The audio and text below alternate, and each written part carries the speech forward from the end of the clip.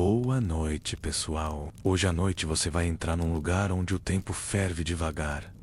Uma bolha de cada vez. Bem-vindo a um templo isolado nas montanhas do Japão medieval, onde a arte de praticamente não fazer nada é elevada à perfeição cerimonial. Você está de pé sobre um telhado inclinado de cedro, com a neblina se enrolando nos tornozelos como gatos tímidos. E tudo o que se ouve é o tilintar suave da porcelana e o sussurro do vento entre os pinheiros. Em algum lugar dentro, a água já está sendo aquecida, mas sem pressa, é claro, enquanto alguém dobra um pano com a mesma reverência que hoje em dia se reserva a última fatia de pizza.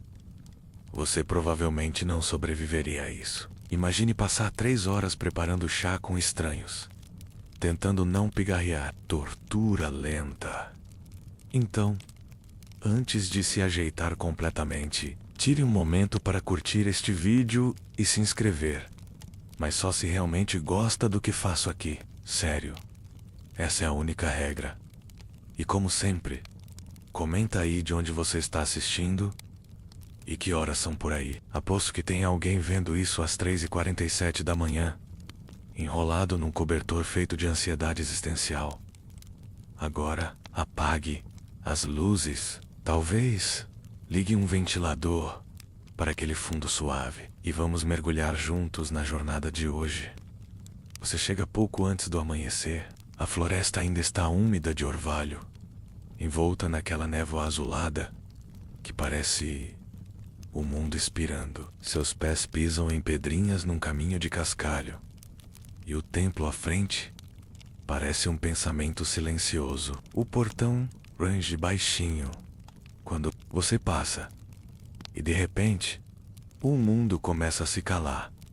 Tudo cheira a madeira de cedro e fumaça distante. Em algum ponto dentro da construção, estão se preparando, não para uma guerra, nem mesmo para uma refeição, mas para uma tigela de chá que vai consumir metade da sua manhã e talvez toda a sua paciência. Esse é o ponto. Lá dentro, uma chaleira repousa sobre brasas vermelhas, sem ferver de verdade, mas também sem repousar. O vapor sobe como um fio de espírito testando o ar. O anfitrião ainda não apareceu, mas os utensílios já estão alinhados no tatame como atores esperando um sinal. O cômodo é pequeno, talvez 2 metros por 2, com paredes de papel translúcido que filtram a luz do sol num brilho suave e bege. Você se ajoelha na entrada, limpa a poeira das mangas e lembra que até respirar alto demais pode fazer de você um convidado de desonra. Mas calma, provavelmente não vão dizer isso em voz alta. Só vão se curvar com mais frieza. Agora, o anfitrião entra. Ele veste roupas em tom índigo, com padrões discretos que lembram ondulações na areia. Seus passos são silenciosos. Ele se curva profundamente, como se estivesse saudando o próprio espaço. Em seguida, sem dizer uma palavra, dirige-se à chaleira. Existe um ritmo em tudo aqui. O dobrar do pano, a inspeção cuidadosa dos utensílios, o modo como ele observa o vapor subindo, como se esse vapor estivesse sussurrando um enigma que só monges e aristocratas entediados conseguem entender. Você não está entediado.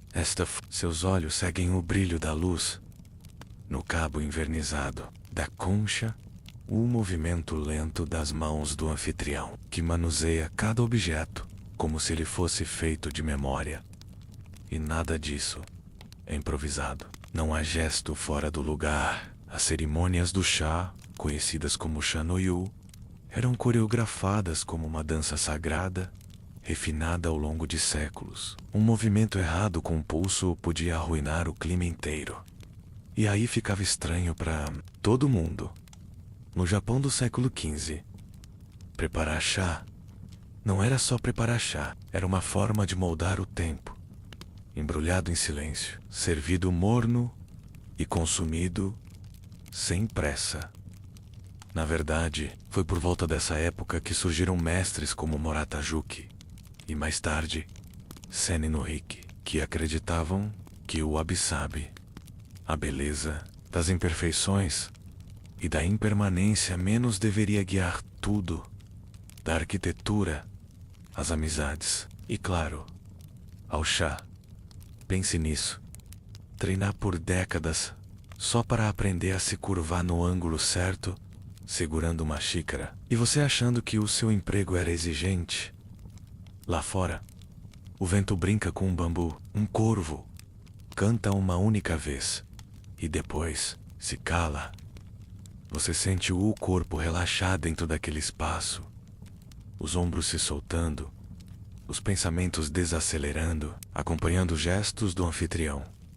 Ele não fala, mas tudo nele diz: não temos pressa, estamos aqui. Curiosamente, historiadores ainda discutem se esse grau de lentidão extrema era mesmo inspirado pelos ideais zen, ou se começou como uma forma discreta de ostentação aristocrática, algo como: veja quanto tempo posso levar para servir chá sem que você possa ir embora, de um jeito ou de outro. Agora você faz parte disso. O calor da madeira sob seus joelhos, o brilho do vapor, o leve sussurro do linho tocando a cerâmica, tudo se entrelaçando numa espécie de feitiço que, aos poucos, tira você do mundo moderno. Você fecha os olhos por um instante. And now, está dormindo, mas está perto. Sua respiração está estável.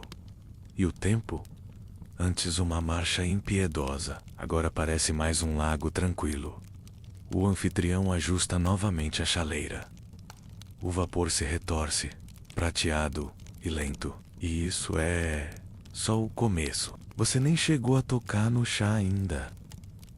Você ainda está ajoelhado, não porque precise, mas porque seria quase um crime se levantar agora e interromper a delicada harmonia do ambiente. Seus joelhos protestam. É verdade, mas você decide ignorá-los, como se sua própria dor fizesse parte do ritual. Um lembrete gentil de que está, de fato, vivo e presente. O anfitrião, sem pressa, gira a concha de bambu entre os dedos. Não há barulho algum, além do som da chaleira. Um murmúrio baixo, quase uma respiração. A preparação continua, e o tempo parece se curvar suavemente ao redor dessa pequena sala. Há uma reverência no ar, não religiosa, mas algo mais próximo da gratidão silenciosa. O tatame cheira, a palha seca e história. A colher de chá, chamada chá-chacu, é retirada com lentidão cerimonial. Ela parece comum, mas há décadas de prática em como segurá-la, girá-la, colocá-la sobre a tigela. Isso não é um tutorial de culinária. É coreografia sutil com implicações filosóficas. A tigela, shawan, não é perfeitamente redonda. Suas bordas são ligeiramente assimétricas. Sua textura áspera sob os dedos. No Japão medieval, essa imperfeição era celebrada, não escondida. Um objeto sem falhas era um objeto sem alma. Você gira a tigela em suas mãos. Truce, vezes, no, sentido horário, como foi instruído. E por um momento, parece que está segurando o próprio conceito de tempo-fato histórico. Curioso, durante o período Muromachi, 1336 a 1573, muitas cerimônias do chá aconteciam em shauts, pequenas casas de chá chamadas shashetsu, construídas, propositalmente, com materiais rústicos, com tetos baixos que obrigavam qualquer guerreiro samurai a se curvar ao entrar. Isso não era só uma questão estética, era uma lição de humildade disfarçada de arquitetura. Lá fora, o som de um sino distante ecoa por entre as árvores. Alguém provavelmente está começando outra cerimônia em outro canto do templo. Mas aqui dentro, o mundo permanece contido na concha de bambu, que agora mergulha na água quente. Você observa a fumaça subir como se estivesse assistindo a um documentário. Só que é tudo ao vivo. E você é o convidado de honra. num episódio sobre como não fazer nada, com estilo. O anfitrião bate a concha levemente contra a borda da chaleira. 2 toques rítmicos, como se dissesse: agora sim. Ele verte a água sobre o pó de chá verde e então pega o tiça, aquele batedor de bambu que parece uma escultura de pincéis de maquiagem, e começa a mexer rápido, mas sem violência. Os fios se movem como tentáculos num balé aquático, formando espuma na superfície. Você assiste hipnotizado. Nunca pensou que ver alguém mexer chá fosse tão cativante. Curiosidade marginal. Em alguns templos remotos, disse que os monges colocavam pequenos cristais ou sementes dentro da concha para ouvir a vibração da água e saber quando ela estava espiritualmente pronta. Isso nunca foi confirmado por historiadores, mas há relatos orais persistentes. E, sinceramente, soa místico o bastante para ser verdade. Agora, chegou sua vez. O anfitrião coloca a tigela diante de você e recua. Em silêncio, você se curva, toca na borda com os dedos. Gira, a tigela inspira. O aroma é vegetal, amargo e levemente terroso, como se grama molhada tivesse feito faculdade de filosofia. Você toma um gole. É espesso, quase pastoso e completamente diferente de tudo que já provou. E é nesse momento que tudo desacelera. Sua mente já não corre mais. Vok não está pensando em prazos ou notificações, ou no que vai jantar amanhã. Você está ali. Só ali. E isso, você percebe, é o verdadeiro ponto da cerimônia do chá. Forçar o cérebro hiperativo moderno a aceitar que às vezes, absolutamente, nada está acontecendo. E isso é lindo. Historiadores ainda discutem se a complexidade da cerimônia do chá era uma tentativa zen de silenciar o ego, ou se servia como código visual entre elites políticas, tipo um LinkedIn medieval, onde status era demonstrado pelo quão bem você conseguia dobrar um pano úmido. Mas você não está pensando nisso agora. Está olhando pela janela de papel, onde a luz da manhã já clareia as folhas de bordo em tons de ouro pálido. Cada detalhe parece importante. A maneira como o chá deixou um anel de espuma na tigela, o rangido da madeira sob seus joelhos, o leve tremor da colher quando repousa no suporte. Você escuta sua própria respiração, como se fosse a de outra pessoa. Calma, regular, e por um instante, sente que poderia ficar aqui para sempre. O anfitrião se curva novamente. O ritual está completo. Mas ele não se apressa em recolher nada. Ainda há tempo para contemplar, para apenas estar. E você percebe que talvez tenha entrado aqui como alguém curioso, mas está saindo como alguém mais leve e mais quieto por dentro. Claro, seu pé está formigando e seu estômago deu uma leve roncada. Mas até isso parece fazer parte do momento. Você se levanta devagar, se curva e caminha para fora da sala, onde o ar fresco encontra seu rosto como um elogio silencioso. O mundo ainda está lá fora, cheio de ruídos, prazos e memes de gatos. Mas agora, ele parece um pouco mais distante e um pouco mais suportável.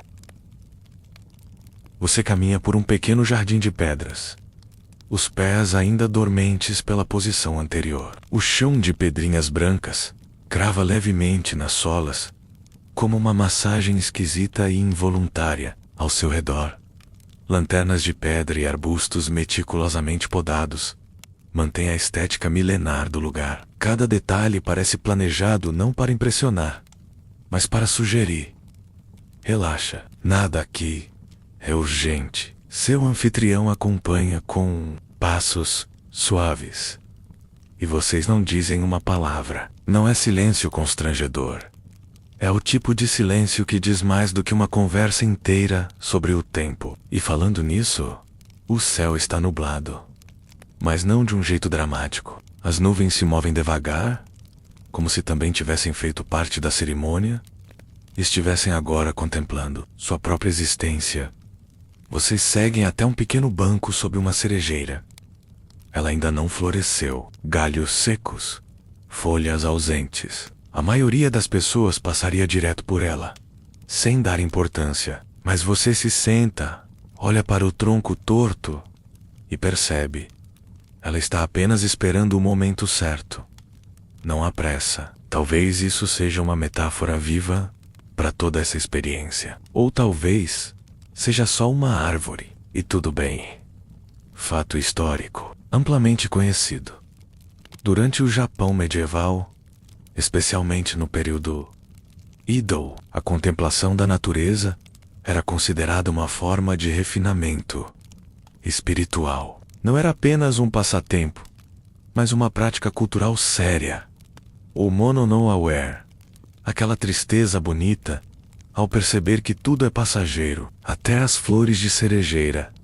Enquanto você está ali, com a espinha finalmente encostada no banco de madeira e o pescoço, se entregando a um torcicolo promissor, seu anfitrião retira um objeto do manto.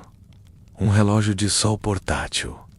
Sim, isso existia. Um pequeno disco com marcas e uma linha de sombra, usado por monges e nobres para calcular o tempo. Só que aqui vem a parte genial. Quase ninguém usava isso para ser pontual. Era mais uma contemplação filosófica, um lembrete de que o tempo existe, mas nem sempre precisa ser seguido. Curiosidade excêntrica. Existia um monge, cujo nome os registros não preservaram, que usava uma tartaruga viva como relógio. Ele treinou o animal para andar num percurso circular iluminado pelo sol, cronometrando suas cerimônias baseadas no ponto onde a tartaruga parava. Incrível! Sim. Prático? Nem um pouco. Mas sinceramente, você respeita a dedicação ao beat. Você observa o céu novamente. As nuvens estão mais finas agora, filtrando a luz em tons suaves de âmbar. A cerejeira ao lado continua imóvel. Um passarinho pousa num galho e fica lá, provavelmente se perguntando o que você está encarando. O anfitrião serve chá frio, simples, feito com folhas mergulhadas em água durante a madrugada. Não tem açúcar, nem limão, nem aquelas pérolas de tapioca que viraram moda. É chá, mas ao prová-lo, você percebe notas que lembram o cheiro do tatame. Ou talvez seja só sua imaginação agora altamente treinada para captar poesia, onde antes só via bebida historiadores. Ainda discutem se a tradição de marcar o tempo com cerimônias era uma forma disfarçada de rebelião contra a rigidez dos sistemas feudais. Alguns sugerem que, ao manipular a percepção do tempo, os monges e aristocratas conseguiam viver fora do alcance do controle político. Pelo menos por algumas horas, entre uma tigela e outra, você encosta a cabeça contra o tronco da cerejeira. A casca é áspera, mas acorrideira. O som do vento começa a parecer uma trilha sonora, e você se pega respirando fundo, com a barriga, como se seu corpo tivesse reencontrado um jeito esquecido de existir. Ali, entre chá frio, uma árvore sem flores e um relógio de sol que ninguém usa para trabalhar, o tempo não é mais uma régua, é um rio, e você está apenas boiando. Você fecha os olhos por um momento, sente o leve peso da brisa, e o que antes era só uma pausa começa a se tornar uma espécie de lar temporário. E sim, você tem consciência de que tudo isso soa meio exagerado. Tipo gente que fala que trocou de energia depois de meditar por 3 minutos num tapetinho. Mas tem algo aqui que escapa das palavras. Algo no fato de que ninguém te pediu para fazer nada. Só estar. E curiosamente, isso exige mais de você do que parecia no início.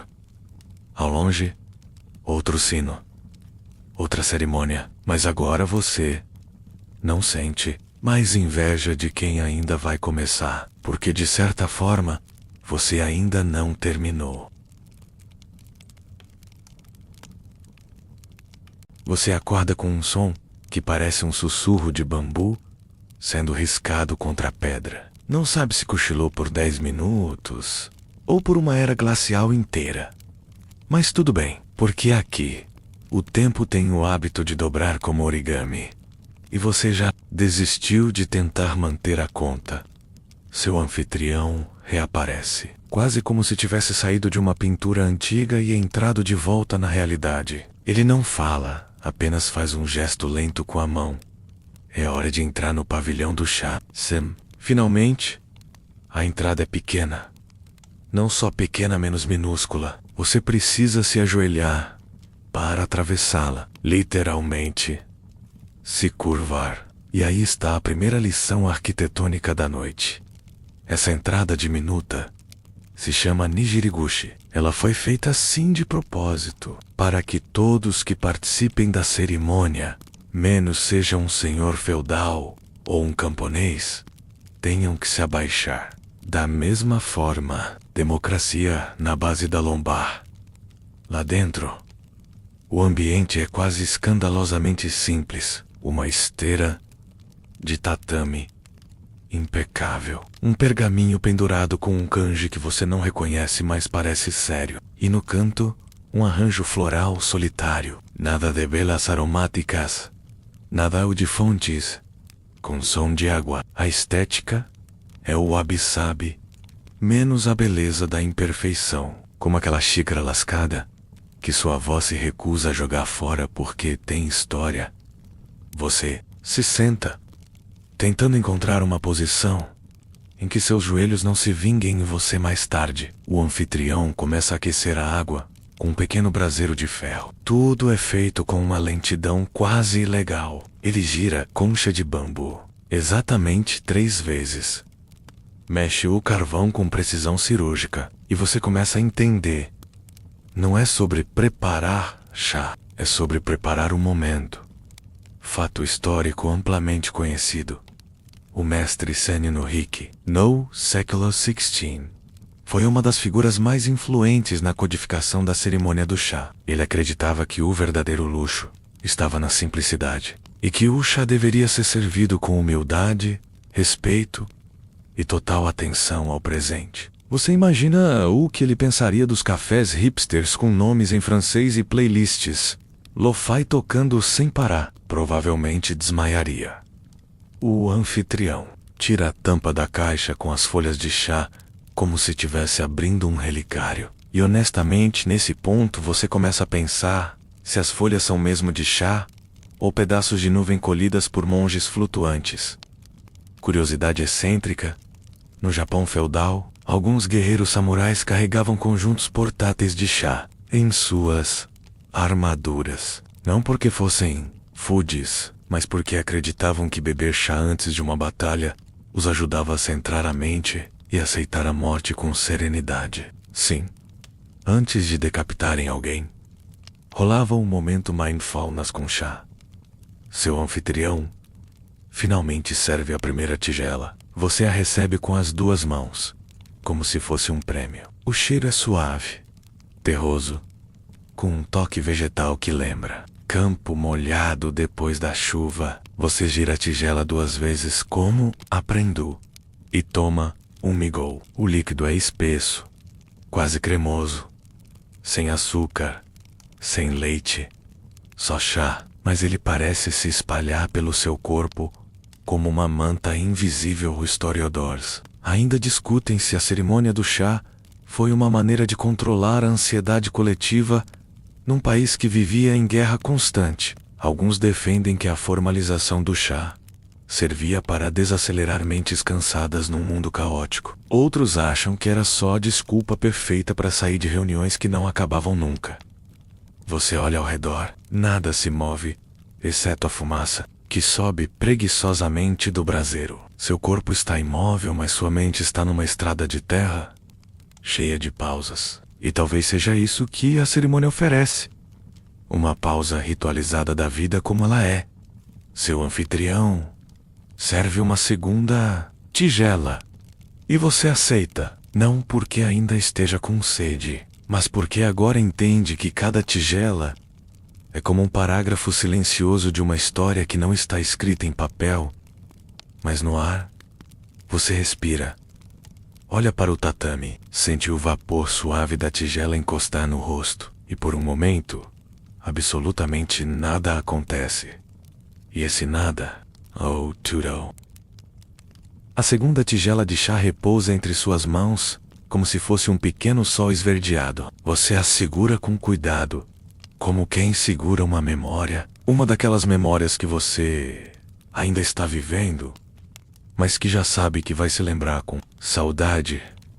O anfitrião não fala, ele apenas move o corpo com aquela precisão monástica de quem provavelmente já serviu chá para pelo menos uns 1000 fantasmas. Cada gesto é pausado, deliberado, até o silêncio entre os movimentos tem peso. E é nesse espaço entre um som e outro que você começa a perceber: a cerimônia do chá não está apenas no que se faz, mas no que se deixa de fazer.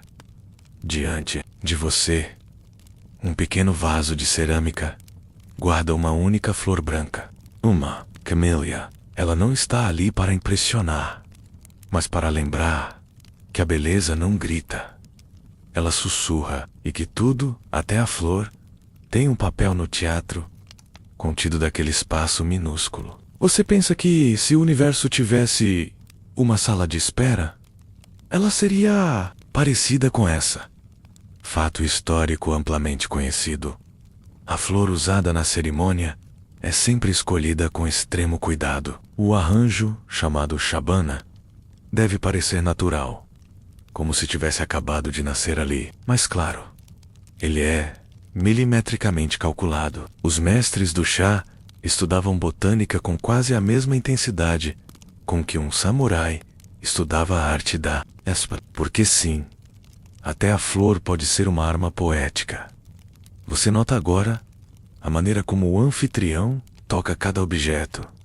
A chaleira de ferro, o batedor de bambu, o suporte da concha, como se fossem relíquias. E talvez sejam Karapekatem, nome próprio, história, dono anterior. Algumas passam de geração em geração. Outras foram feitas por artesãos que nunca assinaram suas obras, mas cujos traços são reconhecidos por especialistas como se fossem assinaturas invisíveis. Curiosidade excêntrica. No Japão feudal, existia um cargo oficial chamado catador de carvão de cerimônia do chá. Sim, uma pessoa cujo trabalho era recolher e organizar os carvões da forma mais estética possível. E você achando que seu currículo era esquisito, o anfitrião agora apresenta um doce, semdouche, mas não se anime. Não é bolo de chocolate, nem biscoito recheado. É um quadradinho de massa de feijão com textura de nuvem. E gosto de algo que seu cérebro ainda está tentando classificar. Ele serve para preparar o paladar para o amargor do chá. Uma dança de contrastes. Um lembrete de que nada existe sozinho. Você olha para o teto do pavilhão e nota as vigas de madeira, bruta, imperfeitas, como se o arquiteto tivesse decidido que a perfeição era cansativa e talvez ceia. Você começa a pensar que o mundo moderno poderia se beneficiar de mais tetos tortos. Historiadores ainda discutem se os doces servidos na cerimônia eram também uma forma de mostrar status. Alguns documentos sugerem que famílias nobres disputavam quem tinha os doces mais raros ou artisticamente modelados, enquanto outros estudiosos argumentam que a verdadeira elegância estava na modéstia.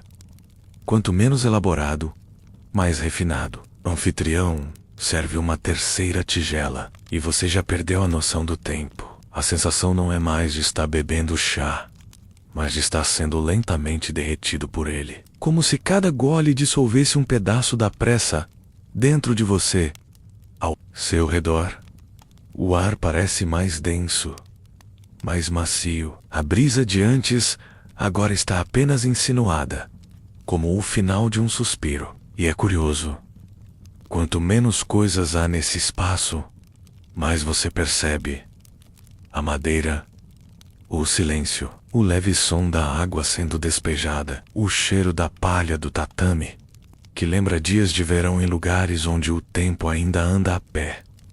Você sente seu corpo afundando numa calma que não exige justificativa, e talvez no fundo seja essa a maior lição dos mestres do chá, a de que desacelerar é um gesto de coragem, e que às vezes não fazer nada é fazer tudo. Você repousa a tigela, com cuidado, como se estivesse devolvendo uma parte de você mesmo. A cerimônia segue, e o tempo parece ter desistido de si mesmo.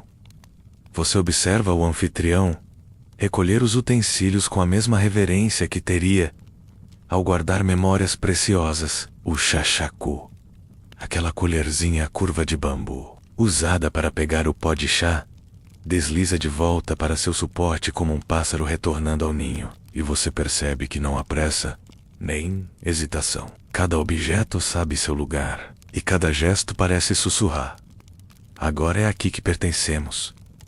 O chá acabou, mas a cerimônia, curiosamente, não. Existe um segundo ato, e ele acontece em silêncio, nos bastidores da sua mente. É quando você começa a notar o que antes passava despercebido. As texturas, o som do vento batendo contra o papel das portas, a delicada sombra da colher projetada no tatame, a vida miúda e meditativa que vive nas margens do barulho. O anfitrião se senta, ele não sorri, não fala, apenas respira. E essa respiração é tão presente, tão digna, que você quase sente vergonha da sua. É como se estivesse em um santuário sem altar. Fato histórico amplamente conhecido. O mestre Seni, no Riki, uma das figuras mais reverenciadas na história do chá japonês, acreditava que a essência da cerimônia estava em 4 princípios: harmonia, respeito, pureza e tranquilidade. Simples, quase utópicos, mas profundamente transformadores. Dizem que ele uma vez rejeitou uma tigela de chá, perfeitamente esculpida por ser perfeita demais. A beleza, para ele, vivia nas rachaduras, nas assimetrias, nas margens da imperfeição. Curiosidade excêntrica. Em cerimônias especialmente formais, os participantes deviam se purificar antes de entrar, lavando as mãos e a boca com água fresca. Até aí, tudo bem. Mas você sabia que em Malgans Class era exigido que os convidados passassem um tipo específico de incenso atrás das orelhas e entre os dedos dos pés? Tudo em nome da atmosfera refinada. Medievalmente e cheiroso, você encosta as costas contra a parede e deixa o corpo ceder. Seus músculos já não sabem mais o que é tensão. E sua mente, ela parece ter tirado férias. O anfitrião agora começa a limpar o shawan, a tigela usada para servir o chá. E aqui está o detalhe: a limpeza é feita em público, lentamente, com um pano branco dobrado várias vezes. O pano é girado com precisão matemática. As mãos tocam o pano, e o pano toca a tigela como se fosse pele humana. É íntimo, sutil, quase coreográfico. Historiadores ainda discutem se essa limpeza pública era um ato espiritual ou simplesmente um código de transparência. Mostrar que tudo está limpo, sem truques, sem venenos escondidos. Lembre-se, estamos no Japão feudal. Havia chá e havia inimigos. Ao final da limpeza, o anfitrião vira a tigela para que todos vejam sua forma, seus relevos, suas cicatrizes. E você entende. A tigela é como um rosto, e cada rachadura conta uma história. Algumas tigelas eram reparadas com ouro derretido, numa técnica chamada kintsugi. Isso mesmo. Em vez de esconder a quebra, Os japoneses medievais realçavam a fratura. Porque beleza, para eles, era aceitar o dano como parte do todo. Você pensa em suas próprias rachaduras, as suas pequenas derrotas, suas falhas disfarçadas. E por um momento, se sente quase dourado. O anfitrião recolhe os objetos e se inclina suavemente. A cerimônia terminou, mas o efeito, o feitiço, continua. Você sente que está dentro de uma bolha de silêncio, como se tivesse sido desmagnetizado do mundo moderno. A porta de papel se abre, deixando entrar uma lufada de ar fresco. Lá fora, o jardim, o musgo espesso cobre as pedras, e as gotas de orvalho brilham como se tivessem segredos a contar. Você se levanta, hesitante, como quem acorda de um sonho que não queria terminar. Caminha até o exterior com passos leves, quase sem som, e, enquanto atravessa o jardim de volta ao mundo real, nota como tudo parece um pouco mais lento, mais claro. O céu, as folhas, até o seu próprio corpo. Você sente que deixou algo para trás. Talvez uma versão sua que corria o tempo todo e nunca parava para notar a própria respiração. E agora, enquanto observa uma libélula pousar sobre a borda de uma pedra coberta de musgo, você entende o que os monges queriam dizer com aquela frase antiga. O chá não é chá, é a arte de estar aqui. Você se afasta devagar do salão de chá, como quem carrega um vaso cheio até a borda. Tudo em você parece feito de vidro, o olhar, os gestos, os pensamentos. Há um silêncio interno que persiste mesmo com os sons do jardim, o farfalhar das folhas, o pinga ritmado da água num tsukubai, aquelas pequenas bacias de pedra usadas para a purificação. Nada disso quebra a bolha onde sua mente agora flutua. Na verdade, tudo colabora. Ao longo do caminho de pedras achatadas, você repara em detalhes que antes pareceriam invisíveis. O desenho tortuoso de uma raiz exposta, a curva sutil de uma ponte de madeira que leva a lugar nenhum. Só atravessa um espelho d'água raso, onde nadam carpas gordas e confiantes. Você se apoia na madeira da ponte por um instante e percebe que a textura ali não é lisa nem áspera. E tempo, madeira que foi tocada tantas vezes que adquiriu uma memória própria. E por falar em tempo, lembra como esse episódio era, teoricamente, sobre dobrar o tempo com cerimônias do chá? Bem, agora começa a parte mais sutil disso. Ou depois, aquilo que os japoneses chamavam de N-Kai, a memória sensorial prolongada de uma experiência significativa. Em outras palavras, o ritual do chá não terminava quando você saía do salão. Ele continuava se desenrolando em você, como aqueles perfumes que só se revelam no fim do dia. Fato histórico amplamente conhecido em muitas escolas do chá. No Japão feudal, após a cerimônia principal, havia um segundo momento, o Nakadashi, em que os convidados se retiravam para um pequeno intervalo. Geralmente, em um jardim interior. Eles bebiam um pouco de água fresca, comiam um doce leve e, simplesmente, esperavam. A ideia era permitir que o corpo e o espírito absorvessem o ritual, uma espécie de digestão silenciosa da beleza.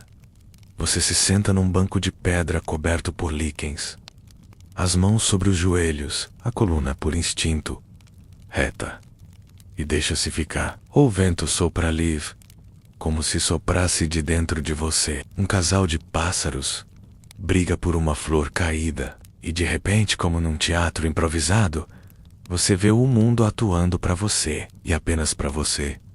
Curiosidade excêntrica. Existia uma regra, em algumas escolas tradicionais, que dizia que nenhum dos objetos do salão poderia ser usado 2 vezes no mesmo mês. Nem o lenço de purificação, nem o vaso de flores, nem o incensário. Isso obrigava o anfitrião a ter um estoque quase delirante de utensílios, e levou alguns senhores feudais a gastar fortunas em coleções de chasbus, tegeles, castaquê. Um consumismo zen, por assim dizer. Você ri com essa contradição, um riso mudo, só no pensamento. Porque tudo isso é tão humano, né? Mesmo no meio da paz, ainda encontramos um jeito de competir, de transformar o chá em troféu. Historiadores ainda discutem se esses momentos de jardim e espera eram apenas convenções sociais para alongar o evento, ou se faziam parte da engenharia sensorial da experiência. Afinal, quanto mais longa a pausa, mais profundo o efeito de suspensão temporal. E, segundo alguns registros, havia até escolas que treinavam os anfitriões a medir o tempo ideal do silêncio. Silêncio cronometrado. Porque, claro, por que não transformar até o vazio em coreografia? Você apoia a cabeça contra o ombro e fecha os olhos por um instante. Não dorme, não ainda, mas entra num estado que só pode ser descrito como vegetable zen, um lugar entre o cochilo e o encantamento. E nesse meio termo, sua mente começa a vagar por outros rituais. Como será que era uma cerimônia do chá durante o inverno, com neve caindo sobre o telhado de palha? E no verão, será que os utensílios mudavam? Spoiler, mudavam. Cada estação tinha seu conjunto próprio, e usar algo fora de época era quase um crime estético. Você começa a imaginar o rosto do anfitrião anterior. Não o rosto real. Esse já se apagou menos. Mas o rosto que sua memória inventa agora. Um homem de olhos pequenos, dedos longos, expressão serena, talvez com uma cicatriz discreta no queixo. Um passado de guerra, ou só uma queda na infância. Não importa. Nesse mundo inventado, até as falhas ganham poesia. E quando seus olhos se abrem de novo, você sente que algo mudou. Não no jardim, não no banco de pedra, mas dentro do seu ritmo. É como se sua frequência tivesse sido trocada, de modo silencioso, quase criminoso. Você está em outro fuso horário, o das tartarugas e monges. Você se levanta devagar. O jardim agora parece diferente. Mas não porque ele mudou. É você que está olhando com outros olhos. Olhos que passaram por dentro de uma tigela de chá e voltaram com mais calma. Você segue por entre arbustos, podados, à mão, contorna uma árvore de galhos retorcidos e vê, ao longe, o portão que marca o fim do caminho. Mas ainda não é hora de sair. Talvez, antes, vale a pena sentar mais um pouco. Respirar, contar o tempo nos ciclos do vento e lembrar que, às vezes, a maneira mais eficaz de desacelerar o mundo, ou tomar chá, como se cada gole fosse uma estação inteira. Você continua andando devagar pelo jardim, agora mais aberto, onde a luz do sol começa a penetrar com mais firmeza entre os ramos das árvores. É aquela hora do dia que os pintores chamariam de dourada, quando até uma pedra coberta de musgo parece querer posar para um retrato. Cada passo no cascalho emite um som ritmado, como se o próprio chão estivesse marcando o tempo para você. E olha só, ainda estamos falando de tempo, mesmo que ele não se pareça mais com um relógio. Ali, adiante, meio escondida atrás de uma sebe perfeitamente podada, você nota uma estrutura pequena, com portas de correr e teto de telhas escuras. É um depósito de utensílios de chá. Cura antigo. E, para sua surpresa, está aberto. Você espreita pela fresta e encontra estantes cheias de tigelas, caldeirões, suportes de carvão, caixas de madeira entalhadas e até uma fileira de pequenas colheres de bambu cuidadosamente penduradas. Fato histórico amplamente conhecido. O Japão, do período Muromachi, entre os séculos XIV e XVI, desenvolveu uma obsessão pelo armazenamento e classificação dos utensílios do chá. Nobres mantinham inventários escritos à mão, com o nome de cada peça, sua origem, o artista que a produziu quando conhecido, e em qual cerimônia foi usada pela última vez. Muitos desses registros ainda existem hoje em museus verdadeiros catálogos da paciência humana. Você entra nesse pequeno armazém com reverência. O cheiro de madeira antiga e incenso impregnado no teto é quase narcótico. Cada objeto parece conter uma história, como se tivesse assistido a dezenas de conversas murmuradas, suspiros contidos e risadas discretas. Há tigelas com pequenos defeitos reparados em ouro, na técnica conhecida como kintsugi, aquela que transforma a rachadura em beleza. Você se lembra de uma amiga que usava essa ideia para justificar todos os ex? Ele me partiu, mas agora estou mais valiosa, poético e ligeiramente perigoso. Curiosidade excêntrica. Alguns mestres do chá acreditavam que os utensílios tinham personalidade. Não no sentido fofo de dar nome a uma chaleira, mas sim de sentir se um objeto estava, ou não, em sintonia com a cerimônia. Havia quem alegasse que uma tigela podia se recusar a cooperar, esquentando mal, ficando pesada ou escorregadia, se não gostasse do convidado. E isso não era superstição de camponês. Estamos falando de monges com décadas de prática dizendo: melhor não usar essa hoje, ela está de mau humor. Você sorri. E de algum jeito acredita, porque, olhando ao redor, é impossível não sentir que aquele lugar tem uma espécie de pulso, como o tic-tac de um coração que bate uma vez por estação. Historiadores ainda discutem se a importância dada aos utensílios era uma forma de sacralizar o objeto comum, uma ideia profundamente ligada ao budismo zen, ou apenas uma forma de ostentação sutil entre aristocratas. Afinal, poucas coisas dizem: eu sou refinado como servir chá numa tigela importada da dinastia Song e reparar a lasca com ouro só porque pode. Você se senta no chão de tatame do depósito e estuda um objeto qualquer. Uma colher de bambu, fina como uma costela de peixe. Ela parece ter sido usada milhares de vezes, mas ainda guarda a curva perfeita na extremidade, como uma vírgula. É uma vírgula mesmo, um intervalo, uma pausa entre duas ações. Entre dois mundos. Você respira fundo e sente o ar um pouco mais denso, mais carregado de história, como se tivesse cheiro de veludo antigo. E enquanto os minutos escorrem silenciosamente, você se dá conta de uma coisa. Naquele ambiente parado, isolado, cercado de objetos silenciosos, o tempo não apenas desacelera, ele se dobra sobre si mesmo. Não do jeito da ficção científica, claro. Ninguém vai sair voando num redemoinho de bambu para parar na era Edo, mas algo muda. E não dá para medir com um cronômetro. É uma dilatação interna, como se sua mente ganhasse mais espaço entre os segundos. E aí está o verdadeiro dobrar o tempo, não no universo, em você. Você fecha os olhos por um momento, sentindo a madeira sob o corpo e o cheiro do chá que ficou impregnado em tudo, como se esse depósito tivesse sido feito com folhas de camélia prensadas. Seu corpo tá mais pesado, mas não de cansaço, de profundidade, como uma pedra lançada num lago, indo cada vez mais fundo até o fundo parecer o novo normal. E enquanto você se entrega a esse torpor delicioso, pensa nos anfitriões anônimos de centenas de anos atrás, que talvez tenham feito exatamente isso.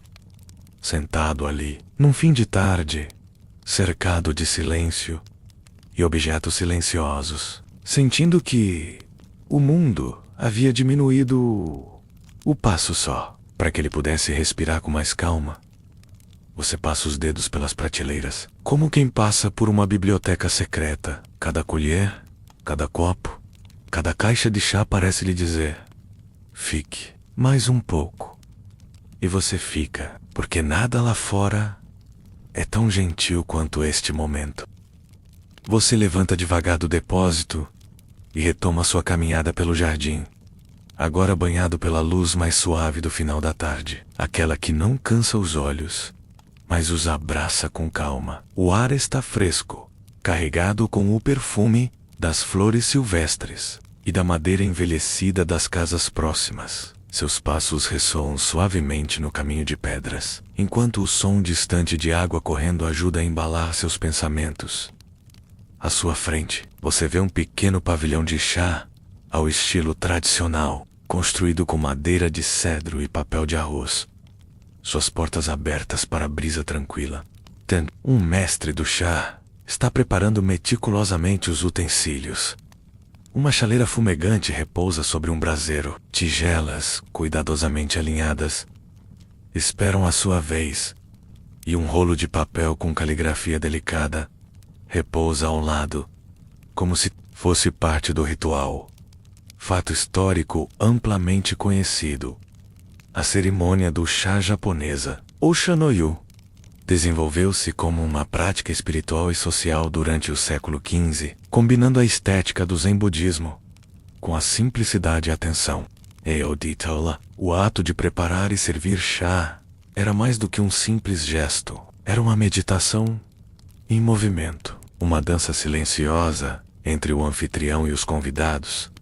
Você observa o mestre do chá, que move suas mãos com precisão quase coreografada, transformando cada gesto em arte. Ele mistura o pó de chá verde em água quente, mexe com uma varinha de bambu até formar uma espuma cremosa, e então oferece a tigela ao convidado com um sorriso sereno. Você quase sente o aroma do chá invadir seus sentidos. Um amargor suave e reconfortante que parece limpar a mente. Curiosidade excêntrica: em algumas cerimônias, os utensílios eram escolhidos não só pela sua beleza, mas pelo seu humor. Diziam que uma tigela feita em uma certa aldeia podia ficar tímida e esconder seu brilho se usada com convidados específicos. Havia relatos de mestres que, após meses de prática, afirmavam perceber se um objeto gostava ou não gostava do ambiente, influenciando sutilmente o resultado da cerimônia. Historiadores ainda discutem se essa atribuição de personalidade aos utensílios era uma forma poética de explicar imperfeições técnicas, ou se refletia uma crença sincera na conexão espiritual entre objeto, pessoa e ambiente. Um exemplo vivo do princípio Zen de que tudo está interligado. Você se senta com as pernas cruzadas no tatame macio, sentindo a textura do tecido sob as mãos, enquanto observa o mestre do chá terminar o ritual. O silêncio no pavilhão é quase palpável, mas não desconfortável. É um silêncio que acolhe, que deixa espaço para a respiração e para a apreciação do momento presente. Você respira fundo, sentindo o ar fresco, misturado com o aroma terroso do chá, e percebe que, mesmo sem provar a bebida, a experiência já começou a transformar seu tempo interno. Cada segundo parece esticado, como um pedaço de seda sendo cuidadosamente desenrolado. E, como uma última curiosidade para pensar, algumas escolas de cerimônia do chá preservam até hoje o costume de recitar poesias antigas enquanto servem o chá, reforçando o aspecto contemplativo e cultural da prática. Isso faz com que cada ritual seja único, um diálogo silencioso entre o passado e o presente, entre o efêmero e o eterno. Você fecha os olhos por um momento, duxando que o som distante da água e o calor suave da madeira preencham sua mente, enquanto se entrega a essa pausa gentil que transcende o tempo. Você se levanta lentamente, sentindo os músculos relaxarem após um momento de quietude no pavilhão, e retoma a trilha que serpenteia pelo jardim. A noite começa a se aproximar, trazendo uma sombra azulada que envolve as folhas das árvores e o chão de pedra, enquanto a brisa fresca traz o aroma úmido da terra e do musgo. O caminho parece mais longo agora, como se o tempo estivesse fluindo de maneira diferente, mais lenta, quase dilatada. Você lembra que, para os japoneses medievais, o tempo na cerimônia do chá não era medido em minutos ou horas, mas no ritmo dos gestos, no fluir natural dos elementos. Não havia pressa, apenas a paciência sagrada que se revela quando se dedica total atenção a cada movimento. Por mais simples que fosse, essa sensação é como estar dentro de um relógio de areia, onde cada grão cai devagar. Não para fazer o tempo passar, mas para valorizá-lo. Você se lembra também do fato histórico. A cerimônia do chá formalizou muitos de seus rituais, sob a influência do mestre Zen no Reiki, no século XVI, que enfatizou a estética do wabi-sabi, a beleza na imperfeição e na simplicidade. Essa filosofia transformava o ordinário em extraordinário, como o brilho sutil do ouro em pó em uma peça de cerâmica rachada, ou a delicadeza de uma flor murcha que ainda assim encanta. Enquanto caminha, você toca com a ponta dos dedos nas folhas secas que cobrem o chão, sentindo a crocância sob suas mãos e o cheiro amadeirado que se mistura ao ar fresco. À sua direita, uma pequena pedra coberta de líquen parece guardar segredos antigos, um símbolo silencioso do tempo e da natureza em constante transformação. Curiosidade excêntrica. Alguns praticantes, mais devotos da cerimônia do chá, colecionavam pequenos objetos que consideravam imperfeitos ou defeituosos, pois acreditavam que eles carregavam mais energia e história do que os objetos novos e polidos. Diziam que esses artefatos cantavam histórias mudas do passado, e quem os usasse poderia sentir essa vibração sutil durante o ritual. Historiadores ainda discutem se essa valorização da imperfeição era uma forma de resistência cultural. A busca incessante pela perfeição na arte e na vida, ou se era uma expressão genuína do pensamento. Zen que abraça a transitoriedade como essência da existência. O crepúsculo vai escurecendo e, apesar da lentidão da noite, você sente uma estranha leveza no peito, uma conexão suave com todos aqueles que, por séculos, caminharam por esses mesmos jardins, em silêncio, transformando o tempo em algo maleável e precioso. Você para por um instante, olhando para o céu que agora exibe as primeiras estrelas, e deixa que esse momento fique gravado na memória. Um instante que, embora aparentemente simples, contém uma profundidade que só se revela para quem sabe olhar com atenção.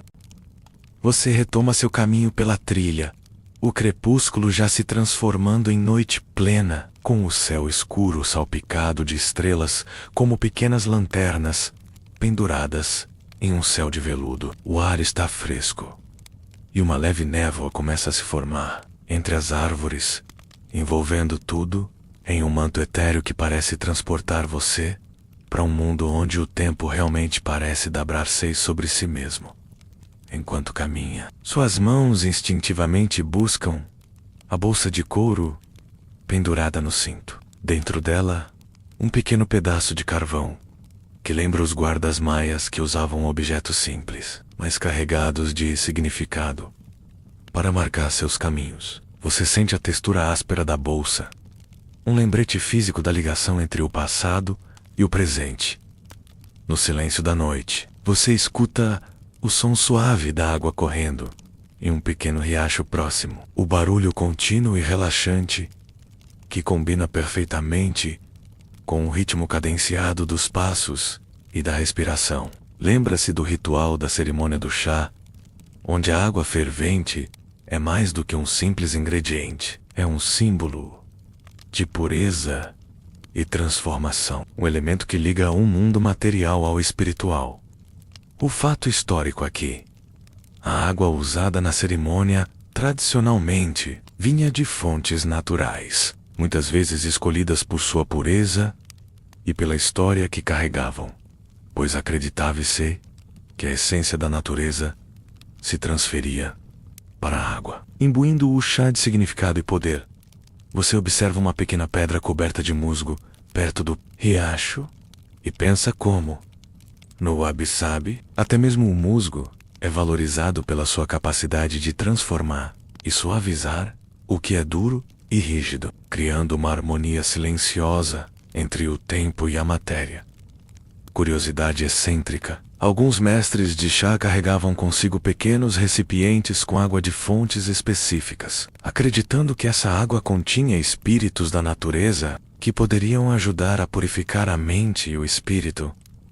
Durante o ritual, essa crença, embora pareça supersticiosa para alguns, era uma parte integral da experiência sensorial e espiritual do chá. Historiadores ainda discutem se essas práticas eram uma forma de animismo espiritual, ou uma maneira simbólica de cultivar um estado mental focado e presente, essencial para a meditação.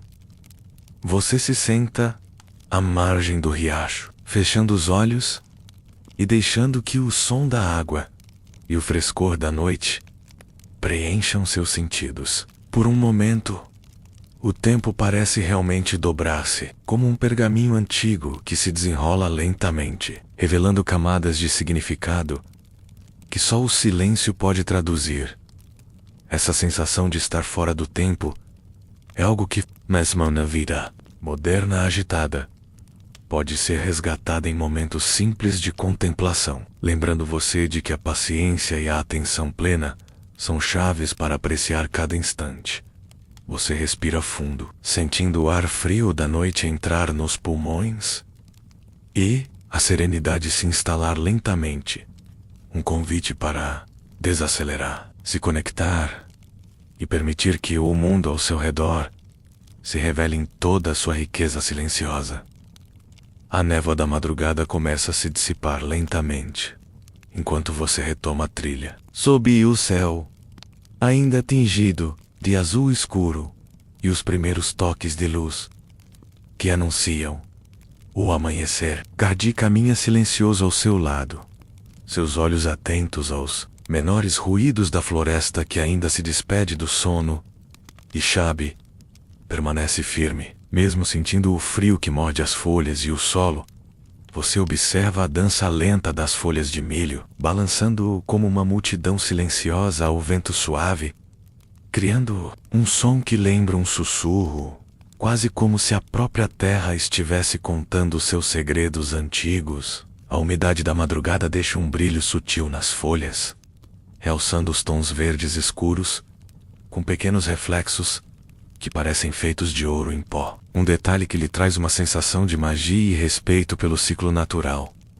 Lembra daquele ritual do chá, onde cada movimento é uma reverência ao tempo? Aqui, na trilha, você percebe a mesma cerimônia acontecendo em silêncio. Um movimento das plantas, o ressoar da natureza. Uma coreografia natural que dobra o tempo ao seu redor. Um fato histórico interessante é que os japoneses medievais, durante suas cerimônias de chá, buscavam justamente essa sensação de suspensão temporal, de estar presente em cada instante, uma prática que é hoje conhecida como Ichigo-ishi, que significa uma vez um encontro, valorizando cada momento como único e repetível. Você sente o frio entrando pela túnica azul, mas não se importa. Esse leve desconforto ajuda a manter a mente alerta e presente, enquanto o aroma terroso das folhas secas e do solo umedecido preenche o ar com um perfume que é ao mesmo tempo fresco e antigo. Curiosidade excêntrica: em algumas cerimônias de chá, o anfitrião usava uma pequena escova feita de cabelo de cavalo para limpar cuidadosamente a tigela de chá antes do uso. Um gesto minucioso e carregado de simbolismo que representava a purificação não só do objeto, mas também do espírito dos presentes.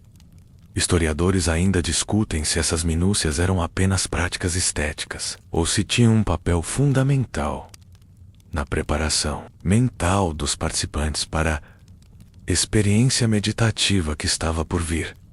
Enquanto você continua seu caminho, sente como o tempo parece se esticar e se comprimir, como se a floresta tivesse sua própria respiração e ritmo, e você fosse apenas um elemento pequeno, mas conectado a essa dança silenciosa.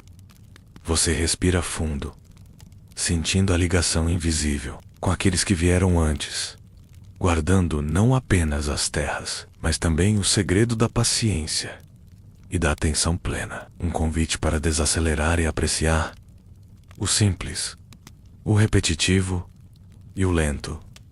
O sol começa a romper o horizonte, tingindo o céu com nuances suaves de rosa e dourado. Enquanto você avança com passos lentos e conscientes, você para por um momento, observando as folhas balançarem ao vento, criando uma sinfonia visual e sonora que, para um observador desatento, poderia parecer simples, mas para você, carrega uma profundidade quase sagrada. Essa conexão entre o natural e o ritual lembra a cerimônia do chá japonesa, onde cada movimento tem um significado e cada som é uma nota na composição do momento.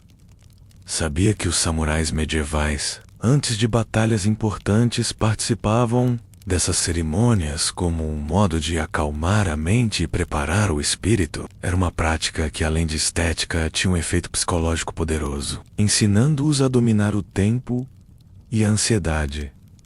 Enquanto você respira o ar fresco da manhã, sente o peso da rotina da vigília começar a se dissolver, substituído por uma sensação de renovação e tranquilidade. O manto azul ainda o envolve, mas agora parece mais leve, como se a luz do amanhecer dissipasse também os fardos da noite. Curiosidade peculiar: em algumas regiões do Japão medieval, durante a cerimônia do chá, era comum usar flores sazonais como decoração simples, que não apenas embelezavam o ambiente, mas também simbolizavam a efemeridade da vida, uma lembrança suave da passagem do tempo.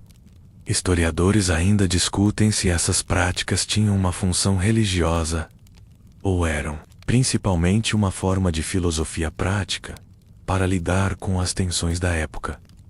Você sente o calor do sol aumentar lentamente, o aroma doce do milho requeima-alcado se misturando com o cheiro da terra molhada pela orvalhada da madrugada, e entende que esse momento de silêncio e contemplação é o verdadeiro tesouro da vigília.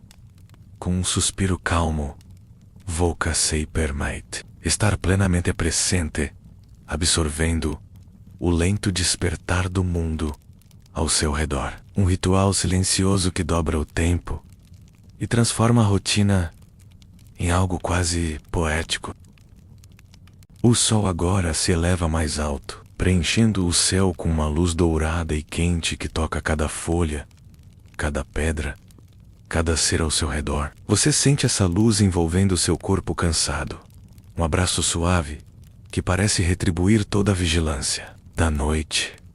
Você se senta em uma pedra lisa próxima à trilha, deixando o peso do manto azul escorregar dos ombros e sentindo a textura áspera do pergaminho antigo, guardado em sua bolsa contra a pele. Aquel Bilhit, uma pequena peça de papel com símbolos quase esquecidos, carrega a memória de noites passadas, histórias antigas e o propósito silencioso da vigília. Enquanto o calor da manhã aumenta, o aroma doce do milho recém-colhido invade o ar, misturando-se com o frescor da terra úmida. Você observa os campos ao redor, onde as plantas balançam suavemente, dançando uma coreografia que parece antiga quanto o próprio tempo. Sabia que, no Japão medieval, a cerimônia do chá também celebrava essas pequenas danças da natureza? Cada gesto, cada detalhe, era uma homenagem silenciosa à efemeridade da vida, ensinando que a verdadeira arte estava em apreciar o momento presente. Não importa quão simples parecesse, o murmúrio do vento nas folhas lembra você do debate acadêmico sobre o significado dessas práticas. Eram simples rituais estéticos ou profundos exercícios espirituais que ajudavam a cultivar a paciência e a harmonia, talvez, como na vigília que você acaba de cumprir, fossem ambas as coisas. Ao mesmo tempo, você fecha os olhos por um instante, sentindo a paz que vem da rotina e da conexão com o mundo natural. O silêncio se torna uma canção calma, embalando seu espírito para o descanso que está por vir.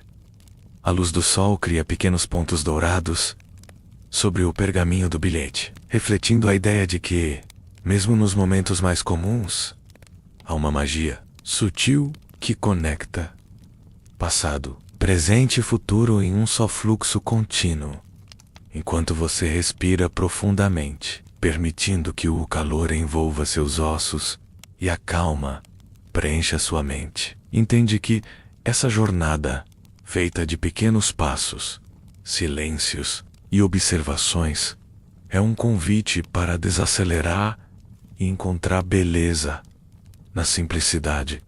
Você se levanta devagar, sentindo a energia do novo dia, preenchendo cada fibra do seu corpo. Embora a sonolência ainda brinque com seus olhos pesados, enquanto caminha de volta para a aldeia, o aroma da terra molhada continua presente, como um sussurro constante que acompanha seus passos. A brisa suave move as folhas ao seu redor, e por um momento, você quase escuta um murmúrio distante. Talvez as histórias invisíveis que atravessam o tempo e o espaço. Lembra-se do debate dos historiadores que você encontrou no caminho. Será que essas vigílias e cerimônias não eram só tarefas práticas, mas sim pontes espirituais que mantinham o equilíbrio entre o visível e o invisível, o corpo e a alma? Talvez a resposta nunca seja definitiva, e isso faz parte do seu mistério. E beleza. Você percebe como, assim como os japoneses medievais dobravam o tempo, com suas cerimônias do chá, desacelerando a vida para encontrar a profundidade no trivial. Também você, guardião silencioso, aprendeu a transformar a longa vigília numa jornada cheia de significado e presença.